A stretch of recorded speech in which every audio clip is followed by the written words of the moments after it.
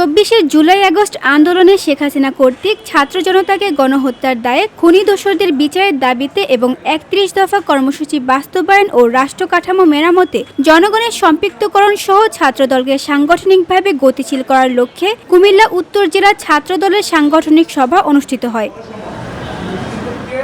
মঙ্গলবার সকাল ১১টায় চান্দিনাস্ত কুমিল্লা উত্তর জেলা বিএনপি ও অঙ্গ সহযোগী সংগঠনের প্রধান কার্যালয়ে বাংলাদেশ জাতীয়তাবাদী ছাত্রদল কুমিল্লা উত্তর জেলা শাখার আহ্বায়ক মোহাম্মদ আসিফ কবিরের সভাপতিত্বে এবং সদস্য সচিব মাহমুদুল হাসান তামিমের সঞ্চালনায় উত্তর জেলা শাখার আওতাধীন ৭ উপজেলা ৪ পৌরসভা এবং সকল কলেজ শাখা ছাত্রদলের সুপার ৫ নেতৃবৃন্দের সাথে জেলা ছাত্রদলের জরুরি সাংগঠনিক সভা অনুষ্ঠিত হয়।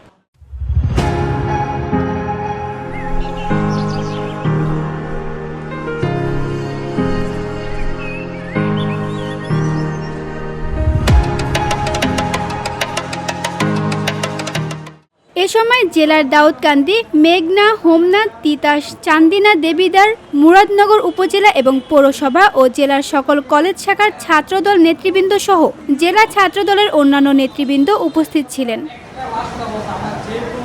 VOD Bangla news desk.